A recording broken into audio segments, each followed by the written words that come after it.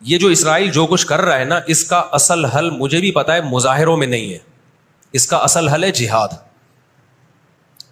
اس کا اصل حل کیا ہے؟ جہاد. تو پہلی جو ابھی تک تو ہم نے نا امیدی کی باتیں کی ہیں، مسلمان ممالک شکست کھا کے بیٹھ چکے ہیں، 3 بڑی جنگوں میں شکست ہو چکی ہے. اس کے بعد اب کسی مسلم کنٹری میں اسرائیل پر چڑھائی کی طاقت نہیں ہے. ان کو پتا ہے پیچھے امریکہ بیٹھا ہوا ہے.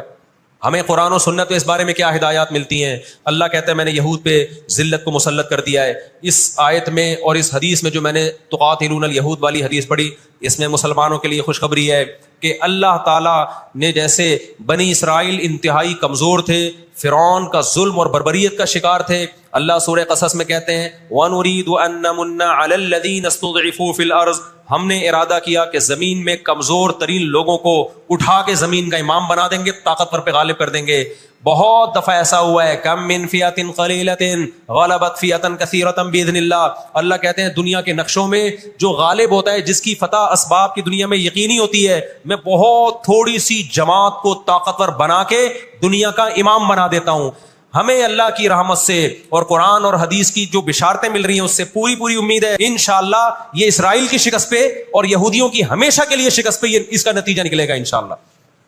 اور نبی صلی اللہ علیہ وسلم کی وہ حدیث پوری ہوگی کہ تمہاری جو بڑی جنگ ہوگی، نبی نے کیا فرمایا؟ اس امت کی ایک جماعت ہمیشہ جہاد کرتی رہے گی. لا یزال طائفۃ من امتی ظاہرین علی الحق. ہر دور میں لڑائی ہوئی ہے، جہاد ہوا ہے. آپ اس ہسٹری اٹھا کے دیکھ، کہیں نہ کہیں جہاد ہمیشہ ہوتا رہا ہے. تو آج بھی ایسا ہوگا. اور بالآخر یہ معاملات اگر بین الاقوامی دنیا نے کنٹرول نہیں کیے تو نبی صلی اللہ علیہ وسلم کی پیش گوئیاں انشاءاللہ بہت جلد پوری ہونے والی ہیں. اور یہ جو ان کو عزت ملی ہے نا، یہ اصل میں بہت بڑی ذلت کی تمہید ہے. جب کسی کی بہت بڑی بےزتی کرنی ہوتی ہے تو اس کو پہلے بہت زیادہ عزت دینی پڑتی ہے. ایران میں بہت زیادہ یہودی ہیں، پتہ ہے آپ کو؟ اسرائیل کے بعد سب سے زیادہ یہودی ایران میں ہے، لیکن انہوں نے اپنا نام ایران میں یہود نہیں رجسٹرڈ کروایا، کلیمی رجسٹرڈ کروایا ہوا ہے موسیٰ کلیم اللہ کی نسبت سے. کیوں؟ ان کو پتا ہے کہ یہود کا لفظ دنیا میں کیا بن چکا ہے؟ گالی. شرم آئے گی کسی کو بتاتے ہوئے کہ میں یہودی ہوں. اس لیے ایران میں انہوں نے اپنے آپ کو رجسٹرڈ کس نام سے کروایا ہے؟ کلیمی کہتے ہیں ان کو. میں مانتا ہوں سارے یہودی ایسے نہیں ہوتے، میں نے پہلے وضاحت کر دی، ہمیں یہودیوں سے دشمنی نہیں ہے، کیونکہ قرآن جہاں یہودیوں کی برائی بیان کرتا ہے وہاں قرآن یہ بھی کہتا ہے لیسوا سواء، سارے ایک جیسے نہیں ہیں. قرآن اعتدال سے بات کرتا ہے، سارے ایک جیسے نہیں ہیں. لیکن جتنا شر اور فساد اس قوم میں ہے، قرآن کہتا ہے کہ اتنا دنیا میں کسی اور قوم میں نہیں ہے. لَتَجِدَنَّ أَشَدَّ النَّاسِ عَدَاوَةً لِلَّذِينَ آمَنُوا الْيَهُودَ. اللہ کہتے ہیں تو مسلمانوں کا سب سے بڑا دشمن دنیا کی جتنی قومیں ہیں ان میں سب سے بڑا دشمن کس کو پاؤ گے؟ یہود کو پاؤ گے. اس کے بعد مشرکین کو پاؤ گے، اور اسلام کے سب سے زیادہ قریب تم کس کو پاؤ گے؟ نصارہ کو، عیسائیوں کو پاؤ گے. تو آپ صلی اللہ علیہ وسلم نے فرمایا کہ تقاتلون الیہود، تمہاری جنگ کس سے ہوگی؟ یہود سے ہوگی.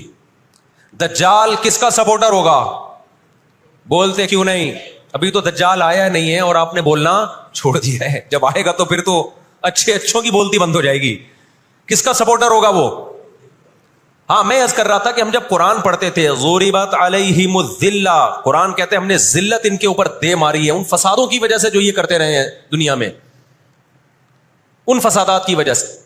ہم جب پڑھتے تھے ہم کہتے تھے اے اللہ آج تو یہودی ذلیل نہیں ہے. اسرائیل کتنا پاورفل ہے کہ گچی کس کی پکڑی ہوئی ہے اس نے؟ امریکہ کی. ہندوستان کو گچی سے پکڑا ہوا ہے. تو آج تو بڑی عزت ہے. میں نے اپنے استاد سے یہ سوال پوچھا، انہوں نے بڑا معقول جواب دیا اور یہ تفسیر کی کتابوں میں بھی لکھا ہے.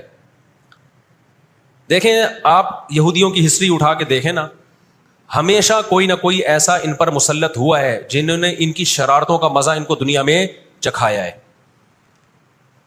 قرآن سے بھی یہ بات ثابت ہے کہ ان کو ان کی شرارتوں کا مزہ، عذاب جو ہے وہ دنیا میں ملتا رہے گا.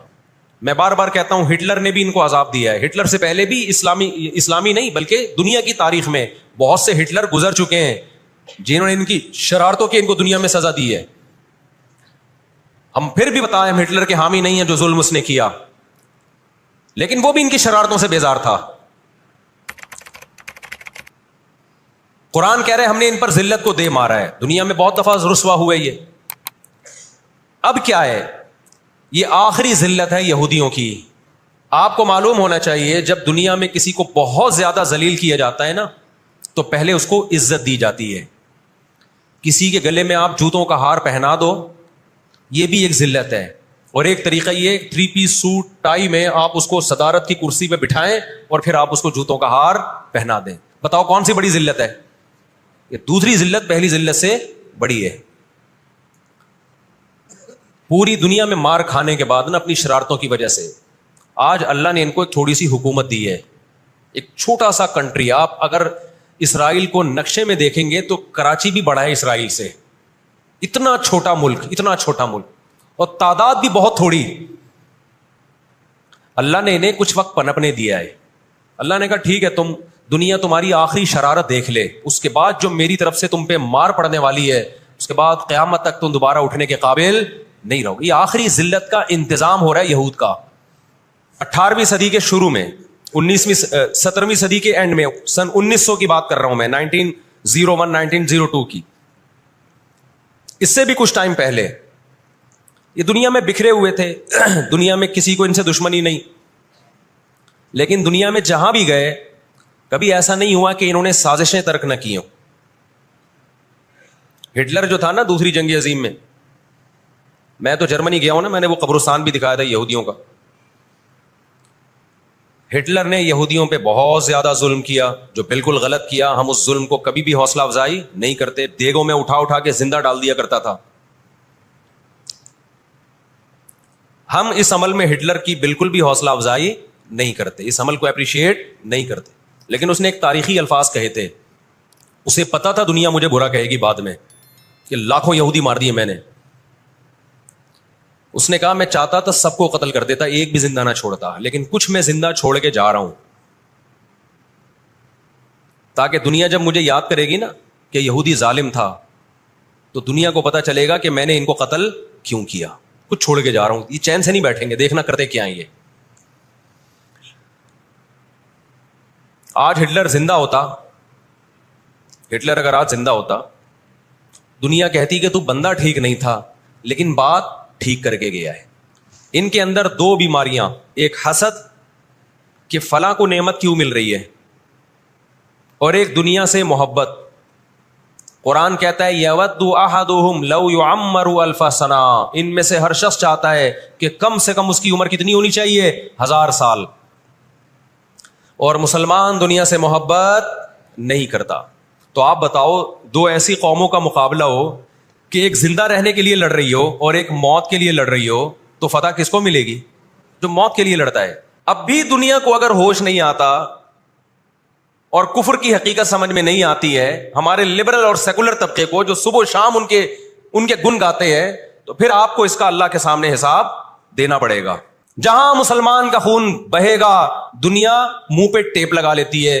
جہاں کوئی ایک غیر مسلم, ہماری نظر میں مسلمان کا خون بہے یا غیر مسلم کا, ہم فرق نہیں کرتے. کسی پہ بھی ظلم ہوگا ہم آواز اٹھائیں گے, لیکن دنیا یہ فرق کرتی ہے, لیبل یہ لگاتی ہے کہ انسانیت پہلے مذہب بعد میں, لیکن ان کا ایٹیٹیوڈ بتاتا ہے کہ ان کی نظر میں مذہب پہلے ہے, انسانیت بعد میں ہے. دنیا میں سب سے سستا خون مسلمان کا ہو گیا ہے. آج دنیا میں بہت سے لوگ کہتے ہیں یہ عرب کنٹریز کیوں نہیں کر رہے. بھائی عرب ممالک 3 بڑی جنگیں لڑ چکے ہیں. یہ جو لوگ الزام لگاتے ہیں نا کہ عرب چپ کر کے بیٹھے ہوئے ہیں, مصر کیوں نہیں کر رہا. مصر کی سرحد ملتی ہے اسرائیل سے, شام کی سرحد ملتی ہے, اردن اور لبنان کی سرحد ملتی ہے. یہ سارے ملک 3 بڑی جنگیں لڑ چکے ہیں اسرائیل کے خلاف, لیکن فتح کس کو ہوئی ہے؟ اسرائیل کو. کیوں؟ اس کے پیچھے کون تھا؟ اس کے پیچھے امریکہ تھا.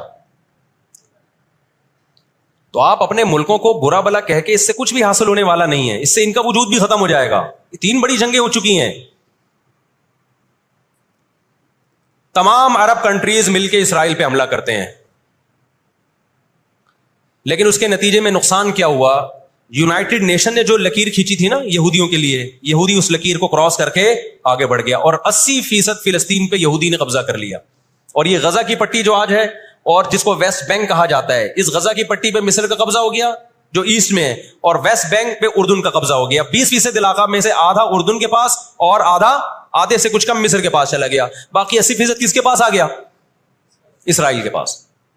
یہ میں ان لوگوں کو بتا رہا ہوں جو ہر وقت اسلامی حکومتیں جو رہی صحیح رہ گئی ہیں نا, ہر وقت ان کو برا بلا کہتے رہتے ہیں، یہ کچھ نہیں کر رہے، یہ عرب کچھ نہیں کر رہے. یہ 3 جنگیں لڑ چکے ہیں. جب تک تمہارا باپ پیچھے کھڑا ہوا ہے نا امریکہ، اس وقت تک یہ مسئلہ حل نہیں ہو سکتا. عراق میں جو بھوک سے بچوں کو مارا ہے وہ کس نے مارا ہے؟ مسلمانوں نے مارا ہے یا ان 27 اتحادیوں نے مارا ہے؟ وہ عراق اب تک اپنے پاؤں پہ کھڑا نہیں ہو پایا ہے. اس تباہی کا جو سینکڑوں بچے یونائٹڈ نیشن کی رپورٹ کے مطابق عراق میں بھوک سے مرے ہیں، ان کا ذمہ دار سعودی عرب ہے، پاکستان ہے، یا وہ 27 اتحادی ممالک ہیں جو سارے غیر مسلم کنٹریز ہیں جنہوں نے 27 ملکوں نے مل کے عراق پہ حملہ کیا تھا اور جھوٹا الزام لگایا کہ ان کے پاس کیمیکل ہتھیار ہے.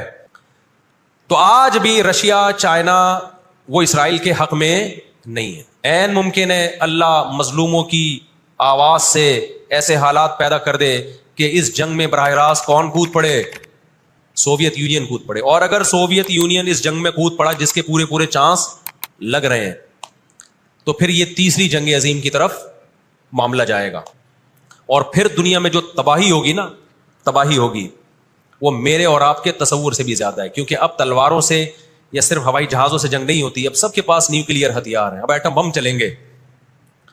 آج اگر دنیا انسانیت پہ رحم کھانا چاہتی ہے، آج اگر امریکہ، برطانیہ، جرمنی، فرانس جو دنیا کے لیڈر کہلائے جاتے ہیں، آج اگر یہ چاہتے ہیں کہ انسانیت کو تباہی سے بچائیں، ان کو کس کا ہاتھ روکنا ہے؟ جو اصل ظالم ہے نا یہودی، اس کا ہاتھ روکنا ہے.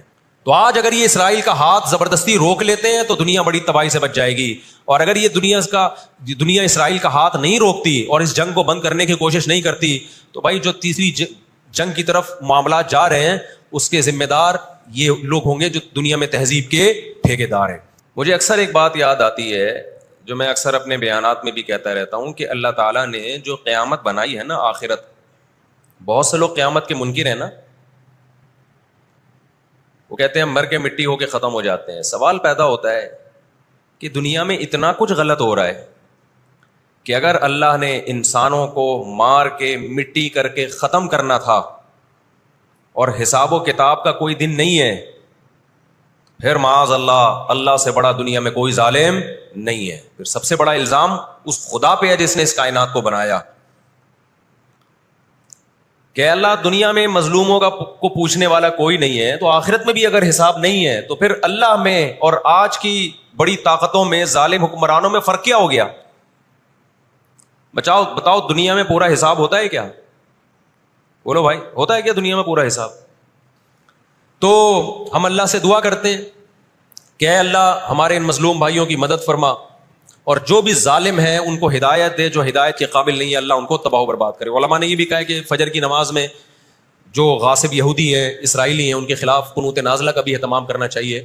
تو اس کا بھی موقع ملے تو قنوت نازلہ پڑھنی چاہیے. قنوت نازلہ نبی صلی اللہ علیہ وسلم کی سنت ہے کہ جب کفر کا ظلم بڑھتا تھا تو آپ صلی اللہ علیہ وسلم فجر میں بد دعا کیا کرتے تھے فجر کی نماز میں ان کے لیے. تو اسلام جہاں دعائیں سکھاتا ہے، ظالموں کے خلاف بد دعائیں بھی سکھاتا ہے. اللہ تعالیٰ سمجھنے کی، عمل کی توفیق عطا فرمائے.